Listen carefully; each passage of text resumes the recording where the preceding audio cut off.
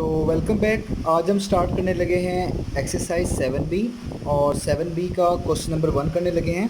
आइए इसकी statement read कर लेते हैं। तो क्वेश्चन नंबर 1 में लिखा हुआ है find a formula for the general term of each of the following sequences. हमें नीचे ए से लेकर डी तक पार्ट में कुछ डिफरेंट सीक्वेंस दिए हुए हैं और हमने एक ऐसा जनरल फार्मूला निकाल कर दिखाना है कि जिस फार्मूले में आप कुछ वैल्यूज़ पुट करके अपनी मर्ज़ी की टर्म हासिल कर सकें। यानी एक ऐसा फार्मूला हमने इन सीक्वेंस की मदद से निकालना है जो उस पर्टिकुलर सीक्वेंस की कोई भी टर्म आपको बता सके कोई भी वैल्यू पुट करने के बाद। तो आइए ज़रा स्टार्ट करते हैं इसका पार्ट नंबर ए और देखते हैं ये क्वेश्चन बेसिकली क्या है और इसके अंदर क्या रिक्वायर्ड है। तो ये मैंने क्वेश्चन नंबर 1 का पार्ट नंबर ए लिख लिया है यहाँ पे। तो पार्ट नंबर ए में यहाँ पे आपको सीक्वेंस नज़र आ रहा है जो 7 से स्टार्ट हो रहा है और इस तरीके से आगे चल रहा है। तो हमने इसके अंदर एक जनरल फार्मूला निकाल कर बताना है जो कि इसकी कोई भी जनरल टर्म को बता सके। फार्मूला का क्या मतलब है, इस सीक्वेंस से एक ऐसा फार्मूला तैयार करना है जिसमें आप कुछ वैल्यूज़ पुट करके कोई सी भी इसकी टर्म हासिल कर लें जिसको हम बोल रहे हैं यहाँ पे जनरल टर्म। जनरल टर्म का ये मतलब है कि लेट्स से अगर आपसे कोई पूछे कि इस सीक्वेंस में 50th टर्म कौन सी होगी तो आप वो इस फार्मूले की मदद से जल्दी से बता दें, बजाय इसके कि आपको पूरा सीक्वेंस लिखना पड़े, पूरी सीक्वेंस की एक एक टर्म निकालनी पड़े और तब जाके आप 50th टर्म बता सकें। तो फार्मूले का ये फ़ायदा होता है कि अगर आपके पास सीक्वेंस है और उस सीक्वेंस में आपको 100th वैल्यू चाहिए या 200th वैल्यू चाहिए तो वो पूरा सीक्वेंस लिखने की ज़रूरत नहीं पड़ती, बल्कि आप उसकी फार्मूले की मदद से उसमें कुछ वैल्यूज़ पुट करके उसकी 200th टर्म बनती है वो आप जल्दी से बता देते हैं। तो इसको हम बोलते हैं जनरल टर्म। जनरल का टर्म का मतलब है कोई भी term, like 5th term, 4th term, any term, ठीक है।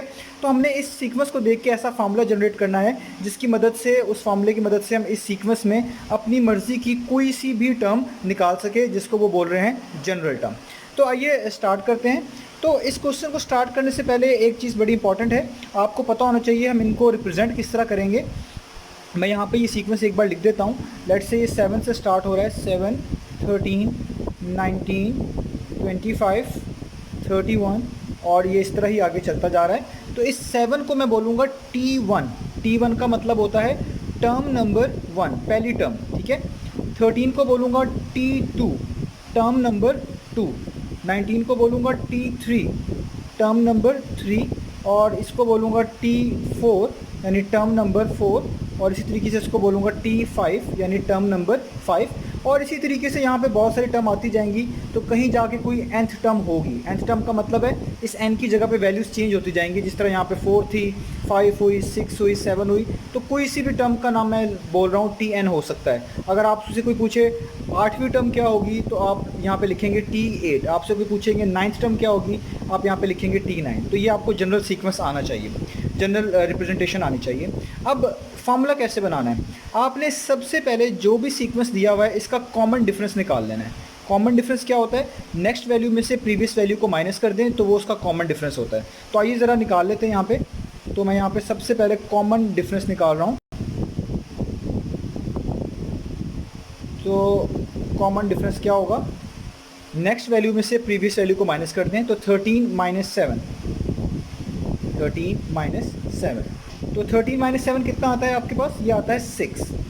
अब आपने ये गारंटी कर लेना है कि कॉमन डिफरेंस है। ये कॉमन का मतलब ये चेंज नहीं हो रहा। जितनी भी कोई सी भी दो टर्म्स इसमें यहाँ पे से आप चूज़ करेंगे, नेक्स्ट में से प्रीवियस को माइनस करेंगे तो आपके पास यही आना चाहिए। तो आप यहाँ पे देखें 19 - 13 करेंगे तो भी कॉमन डिफरेंस कितना आएगा, 6। 25 - 19 करेंगे तो भी कॉमन डिफरेंस 6 आएगा। 31 - 25 करेंगे तो भी कॉमन डिफरेंस 6 आएगा।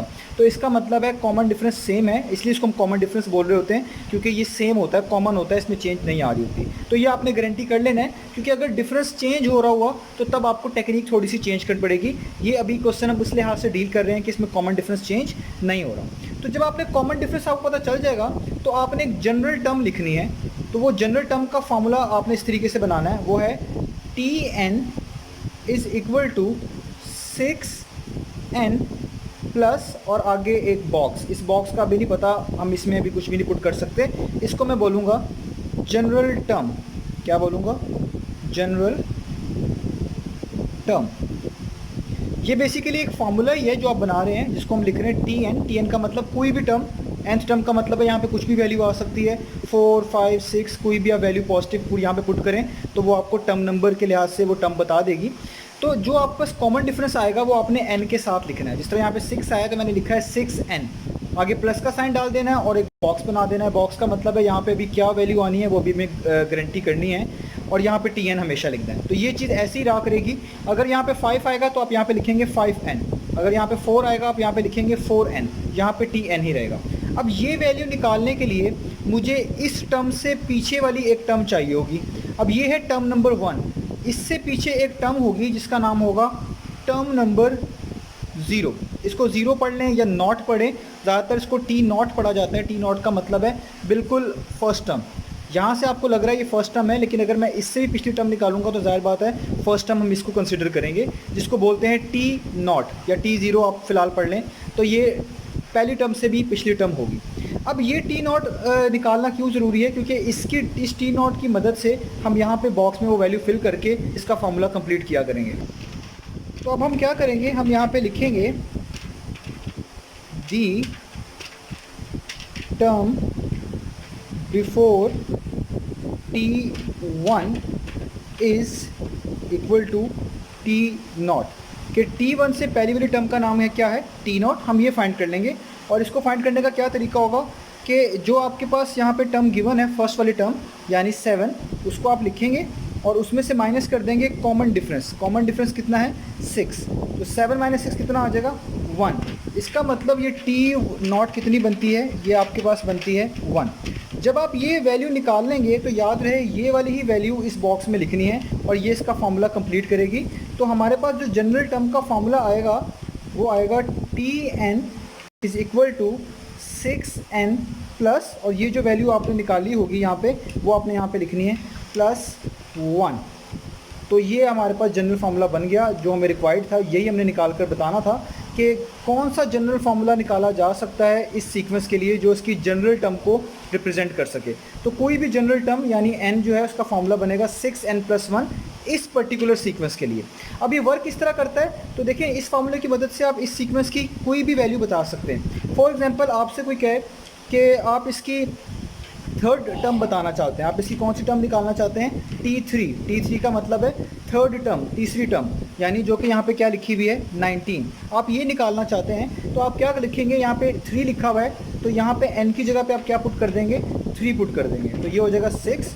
यहाँ पे 3 n की जगह पे क्या हो जाएगा 3, तो यहाँ आगे +1 वैसे, तो 6 3 टाइम्स कितना होता है 18, और 18+1 कितना हो जाएगा 19। इसका मतलब है कि T3 जो है वो कौन सी टर्म बनती है 19। तो देखें यहाँ पे थर्ड टर्म कौन सी लिखी हुई है, वो 19 ही लिखी हुई है। तो इस तरीके से आपने जनरल फार्मूला निकालना है, कॉमन डिफरेंस निकालना है, ये टी नॉट निकालना है और इसकी मदद से यहाँ पे ये वैल्यू पुट करनी है। ये कहलाएगा उसका formula for the general term. तो ये है इसका पार्ट नंबर A। इसी तरीके से इसका पार्ट नंबर B भी होना है। जिसको इसमें प्रॉब्लम है वो इसका पार्ट नंबर B भी देखे ताकि वो अच्छे से समझ सके। तो आइए स्टार्ट करते हैं। तो अब यहाँ पे हमारे पास पार्ट नंबर B है। हमने यहाँ पे भी एक फार्मूला ही निकाल कर बताना है कोई सी भी जनरल टर्म निकालने के लिए। तो इसी सीक्वेंस को एक बार लिख लेते हैं यहाँ पे ताकि आसानी रहे, यानी -4 -1 2 5 और 8 और आगे ये चल रहा है सीक्वेंस। इसको बोलते हैं T1 टर्म नंबर 1, इसको बोला करेंगे टर्म नंबर 2, इसको बोला करेंगे टर्म नंबर 3, और इसी तरीके से ये आगे चलता जाएगा सीक्वेंस। और इससे पिछली भी एक टर्म हुआ करेगी जो हम अभी एंड पे निकालते हैं, वो उसका नाम हुआ करेगा टी नॉट या आप T0 कर लें फॉर एग्जांपल 0 1 2 3 के लिहाज से। वैसे बेसिकली ज़्यादातर टी नॉट पढ़ना ज़्यादा बेहतर है। तो सबसे पहले मैंने आपको ये काम बताया था कि जो भी सीक्वेंस है इसका फार्मूला निकालने लगे तो आप इसका पहले कॉमन डिफरेंस निकालें, देखें कि क्या इनका डिफरेंस कॉमन है या नहीं है। तो आइए पहले देख लेते हैं। तो मैं यहाँ पर निकालने लगा हूँ कॉमन डिफरेंस। तो कॉमन डिफरेंस निकालने का ये मेथड होता है कि नेक्स्ट वैल्यू में से प्रीवियस वैल्यू को माइनस कर दें। तो ये नेक्स्ट वैल्यू है यानी नेक्स्ट टर्म है, इसमें से प्रीवियस टर्म को माइनस करें, यानी -1 में से माइनस कर दें -4 को, यानी ये ऐसे लिखा जाएगा। और आप इसको लिख सकते हैं माइनस माइनस प्लस होता है तो ये हो जाएगा -1 + 4, प्लस माइनस माइनस होता है, 4 में से 1 माइनस करेंगे तो 3 आएगा और आंसर में साइन बड़ी वैल्यू का आएगा जो कि 4 है, यानी एक तरह का क्या आ गया +3। जब आप एक कॉमन डिफरेंस निकाल लें आप एक बार गारंटी कर लें कि सारी टर्म में डिफरेंस 3 ही का होना चाहिए। अगर 3 का नहीं है तो आपको फॉर्मूले में थोड़ी चेंजेस करनी पड़ती हैं, तो इसलिए आप ये लाजमी गारंटी कर लें। तो आप देखें जब 2 में से माइनस करवाएंगे -1 तो ये भी डिफरेंस 3 आएगा, 5 में से 2 माइनस कराएंगे तो भी डिफरेंस 3 आएगा, 8 में से 5 माइनस कराएंगे तो भी डिफरेंस 3 आएगा। इसका मतलब डिफरेंस चेंज नहीं हो रहा, ये वाकई में कॉमन डिफरेंस ही है। तो जब आप कॉमन डिफरेंस निकाल लेंगे तो आप जनरल टर्म लिख सकते हैं। जनरल टर्म का फार्मूला एक तरह का आप कह लें वो आप लिख सकते हैं हाफ फार्मूला कैसे लिख सकते हैं, आप लिखेंगे T N is equal to, ये 3 यहाँ पे लिखेंगे पहले और इसके साथ डाल देंगे n हमेशा प्लस का साइन और एक बॉक्स बना देंगे। इस बॉक्स का मतलब है अभी यहाँ पे वैल्यू हमने डिसाइड करनी है कि क्या लिखी जाए। जब आप ये काम कर लेंगे अगला काम आपका होगा टी नॉट निकालना। तो आप यहाँ पे लिखेंगे दी टर्म, वो वाली टर्म जो कि पहले है बिफोर T1, उसको आप क्या नाम दे रहे हैं टी नॉट, या आप बता दें यहाँ पे। तो उसको निकालने का क्या मेथड होगा कि आपके पास जो पहली टर्म है यानी -4 आप हमेशा वो लिखेंगे, उसमें से माइनस कर देंगे कॉमन डिफरेंस। कॉमन डिफरेंस कितना आया हुआ है 3, यानी 3 माइनस कर देंगे तो माइनस माइनस प्लस 4 + 3 7, साइन बड़ी वैल्यू का -7। तो इससे ये पता चलेगा कि जो वैल्यू यहाँ पे आया करेगी वही आप यहाँ पे लिखा करेंगे। इस वैल्यू को C भी बोलते हैं, C stand for some general constant. तो आप यहाँ पे लिखा करेंगे Tn is equal to 3n plus, और इस बॉक्स की जगह पे ये वाली वैल्यू यानी -7, और इसको थोड़ा सॉल्व कर लेते हैं ताकि प्रॉपर हो जाए। तो ये हो जाएगा 3n प्लस माइनस माइनस, तो 3n - 7। इसका मतलब है वो जनरल फार्मूला जो इस सीक्वेंस को के लिए बना है वो है Tn is equal to 3n - 7। इसमें आप n की अपनी मर्जी की वैल्यूज पुट कर सकते हैं और इसमें से कोई सी भी टर्म निकाल सकते हैं। अगर आपको 5th टर्म चाहिए तो आप n की जगह पे 5 पुट कर दें, तो जो भी आंसर आएगा वो आपको यहाँ से 5th टर्म जो है बता देगा, जो कि 8 बनेगी। तो ये था इसका पार्ट नंबर बी और उसका जनरल फार्मूला निकाला है 3n - 7। आइए एक और पार्ट भी देखते हैं। तो यहाँ पे मैंने अब डी पार्ट लिखा है, सी पार्ट अब आप लोग खुद से ट्राई करें। ए और बी पार्ट को देख के आप आराम से सी पार्ट कर सकते हैं, उसमें कोई भी नई बात नहीं है। सिर्फ ए और बी पार्ट के जो स्टेप्स हैं वही फॉलो करें तो आपसे सी पार्ट हो जाएगा। वो मैं आपको एज एक्टिविटी एक्सरसाइज दे रहा हूँ। डी पार्ट में यहाँ पे करने लगा हूँ, तो आइए देख लेते हैं डी पार्ट को। तो अब मैं इसमें सारी डिटेल्स नहीं बताऊँगा क्योंकि वो डिटेल्स ए और बी पार्ट में मैंने एक्सप्लेन कर दी हैं। तो सबसे पहला काम क्या हुआ करेगा, वो हुआ करेगा कॉमन डिफरेंस निकालना। तो आइए सबसे पहले कॉमन डिफरेंस निकाल लेते हैं।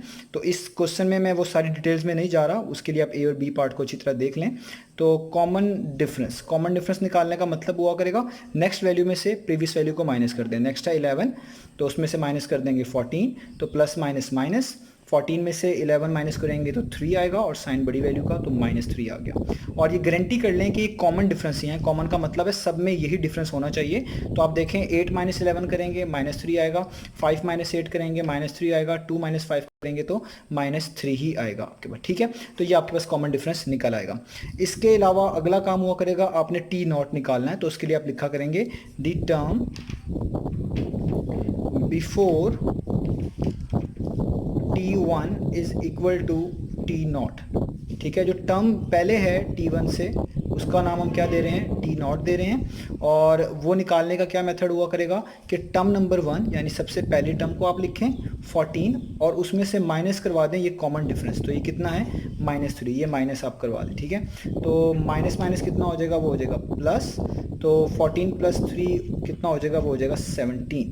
तो जनरल टर्म का सीक्वेंस का फॉर्मूला क्या बनेगा, तो फिर आप बोलेंगे यहाँ पे द जनरल टर्म वो वैसे बनता था, ये वाला कॉमन डिफरेंस लिखें -3, इसके साथ n लगा दें प्लस, और यहाँ पे बॉक्स आता था, बॉक्स में वो वैल्यू लिखते थे जो यहाँ से हासिल होती थी, यानी वो कितनी हासिल हुई है 17। तो इसका फॉर्मूला बन जाएगा Tn, जनरल टर्म का मतलब है general term Tn -3n plus, और इस बॉक्स के अंदर क्या आ जाएगा 17। तो ये हमारे पास वो फार्मूला है जो कि हमने निकाल कर दिखाना था। इस फार्मूले को अब आप यूज़ करके इस सीक्वेंस की कोई सी भी टर्म निकाल सकते हैं n की वैल्यूज़ को रिप्लेस करने के बाद। तो ये था मेरे पास 7B का क्वेश्चन नंबर 1। इंशाल्लाह नेक्स्ट वीडियो में मिलते हैं बाकी क्वेश्चंस के साथ।